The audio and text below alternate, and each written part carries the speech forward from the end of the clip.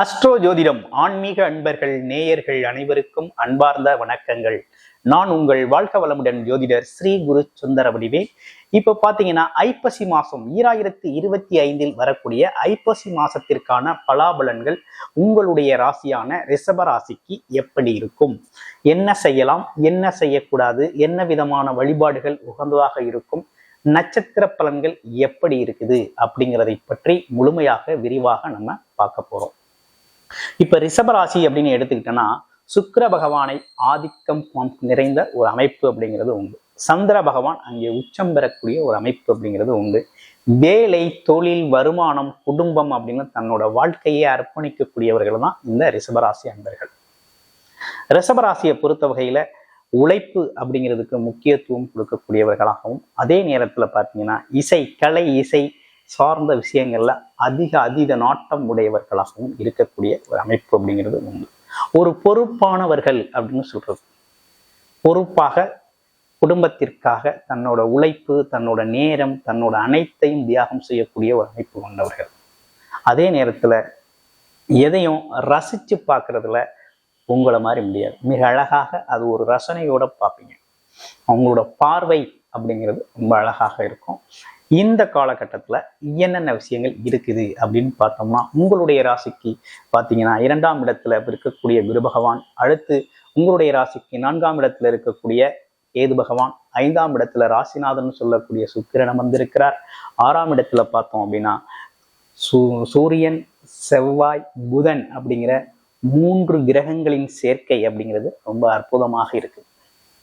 அடுத்து எப்போதும் போலவே 10ஆம் இடத்துல ராகு பகவானும் 11ஆம் இடத்துல சனி பகவான் வக்ரமும் பெற்றும் இருக்கக்கூடிய இந்த அமைப்பு அப்படிங்கிறது இருக்குது. இப்பேற்பட்ட காலகட்டத்துல என்னென்ன விஷயங்கள் உங்களுக்கு நடக்க இருக்குது அப்படின்னு பார்த்தோம்னா, உங்களுடைய ராசிநாதன் 5ஆம் இடம்னு சொல்லக்கூடிய ஆழ்மனம் சார்ந்த விஷயத்துல போய் அழகா அமர்ந்துட்டார். ஆனா என்ன எப்படி அமர்ந்திருக்காரு அப்படின்னா, நீசம் பெற்று அமர்ந்திருக்கிறார். நீசம் பெற்று அமர்ந்திருக்கிறார். அப்ப உங்களை பொறுத்த வகையில ஐப்பசி 17ஆம் தேதி வரையும் பார்த்தீங்கன்னா மனம் சார்ந்த விஷயம், பணம் சார்ந்த விஷயம், இதெல்லாம் பார்த்தீங்கன்னா கொஞ்சம் கவனம் எடுத்துக்கணும்.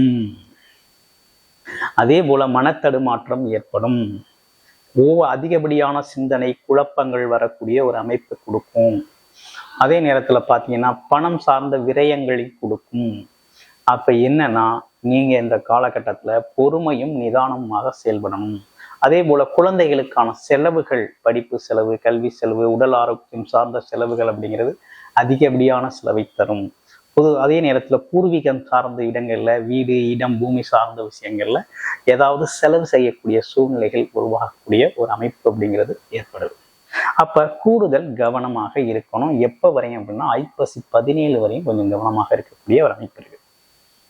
அடுத்து பாருங்க, என்னதான் செலவு வந்தாலும் அந்த செலவுக்கேற்ற வருமானத்தை கொடுக்கக்கூடிய ஒரு அமைப்பு அப்படிங்கிறது உங்களுடைய ராசிக்கு இருக்குது.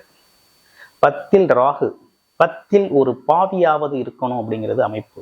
அப்போ தொழில் ஸ்தானத்திலே ராகு இருப்பதும் இருக்கக்கூடிய ஒரு நல்ல அமைப்பு அப்படிங்கிறது உருவாக்கு. என்ன நடந்தாலும் அவர் வருமானம் அப்படிங்கிறத கொடுத்துருவார். 2ஆம் இடத்துல இருக்கக்கூடிய குரு பகவானும் பார்த்தீங்கன்னா உங்களுக்கு ஒரு நல்ல விஷயத்தை தான் செய்கிறார்.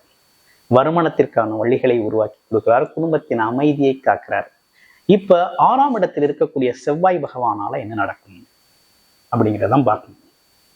7-12 கூடிய செவ்வாய் 6ல் வந்து அமர்வதால் என்னென்ன விஷயங்கள் நடக்க இருக்குது அப்படிங்கிறத கவனிக்கணும். அப்ப வேலை நிமித்தமாக, வேலை சார்ந்த விஷயங்கள்ல கொஞ்சம் கவனம் எடுத்துக்கங்க.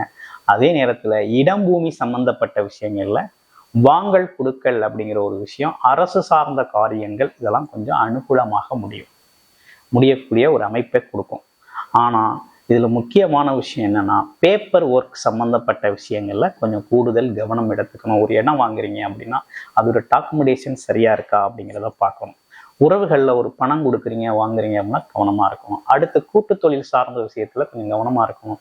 எல்லாரும் கேட்குற இன்னொரு விஷயம் என்னன்னா, திருமணம் சார்ந்த விஷயங்கள் கை கொடுக்குமா? வெயிட் பண்ணுங்க, அவசரப்படாதீங்க. ஐப்பசி 17ஆம் தேதிக்கு அப்புறம் எதா இருந்தாலும் நம்ம செஞ்சுக்கலாம். அதே போல ஐப்பசி 11க்கு பிறகு, 11, 17 இந்த இடைப்பட்ட நாட்களுக்கு பிறகு நீங்க எதை வேணாலும் செஞ்சுக்கலாம். அது வரையும் பொறுமை காக்கிறது அப்படிங்கிறது அவசியம். ஐப்பசி 17க்கு அப்புறம் தான் உங்களுக்கு பார்த்தீங்கன்னா திருமணம் சார்ந்த விஷயங்கள், குடும்பம் சார்ந்த விஷயங்கள், அது மட்டும் இல்லாமல் தொழில் சார்ந்த பிரச்சனைகள் தீர்வுக்கு வர்றது அப்படின்னு பல்வேறு விஷயங்கள் வரக்கூடிய நல்ல அமைப்பை கொடுக்குது. போட்டியாளர்கள், அதே போல ஜாயிண்ட் பிஸ்னஸ் பண்ணக்கூடியவங்க, இவங்கெல்லாம் ஒற்றுமை ஏற்படக்கூடிய காலகட்டமும் அதுதான். இப்ப என்னன்னா உடல் ஆரோக்கியத்துல கூடுதல் கவனம் எடுத்துக்கங்க. அது மட்டும் இல்லாமல் வேலை தொழில் செய்கிற இடங்கள்ல கொஞ்சம் கூடுதல் கவனமாக இருக்க வேண்டிய அவசியம் இருக்கு. தொழில் மிகப்பெரிய லெவலில் பிரம்மாண்டமாக தொழில் செய்கிறோம், ஆனால் தொழில் லாபம் இல்லையே, போதிய லாபம் இல்லை, வருமானம் உரைக்கிறோம், வருமானம் அதற்கு ஏற்றார் போல இல்லை அப்படின்னா இது ஒரு விஷயம் இருக்குது. இப்ப என்னன்னா உங்களை பொறுத்த வகையில சனி பகவான் தான் உங்களுக்கு தொழில்காரகராகவும் இருக்கிறார். அவர் என்னவா இருக்காரு? 9-10 தர்ம கர்மாதிபதி யோகத்தை கொடுக்கக்கூடியவர் சனி பகவான். உங்கள் ராசிக்கு நண்பராக இருக்கக்கூடியவர். அதனால சனி பகவான் வழிபாடு அப்படிங்கிறது ரொம்ப முக்கியம். உங்களுக்கு வேலை, தொழில், பதவி உயர்வு, வருமானம் சார்ந்த விஷயத்துக்கு அவரை தான் நீங்க கையில் பிடிக்கணும். அப்ப இந்த காலகட்டத்துல அவருக்கான விஷயங்களை நீங்க செய்ய ஆரம்பிங்க. அப்ப என்னன்னா வயது மூத்தவர்கள், அதே நேரத்துல பிசிக்கல் சேலஞ்ச் உள்ளவங்க, அது மட்டும் இல்லாம வறுமையில் வாடக்கூடியவர்கள் எல்லோருக்குமே உங்களால முடிஞ்ச உதவிகளை செய்யுங்க. சனிக்கிழமை தோறும் சனி பகவானுக்கு அர்ச்சனை செய்யுங்க. சனிக்கிழமை தோறும் நல்ல எண்ணெயில் விளக்கேற்றி வழிபாடு செய்யுங்க. உங்களுக்கான அனைத்து விஷயங்களும் நல்ல தீர்வாக அமையும். இப்ப நீங்க கவனிக்க வேண்டிய முக்கியமான விஷயம் என்னன்னா, ஐப்பசி 17க்கு பிறகு உங்களுக்கு உடல் ஆரோக்கியம், மனம் ஆரோக்கியம் சார்ந்த விஷயங்கள்ல நல்ல முன்னேற்றம் ஏற்படக்கூடிய காலகட்டம். வேலை வாய்ப்பு, தொழில் சார்ந்த விஷயங்கள் ரொம்ப நல்லா இருக்கும். அதே போல ஐப்பசி 11க்கு பிறகுதான் திருமணம் சார்ந்த விஷயங்கள், குடும்பம் சார்ந்த விஷயங்கள், கூட்டு தொழில் சார்ந்த விஷயங்கள்ல நல்ல முன்னேற்றம் ஏற்படும்.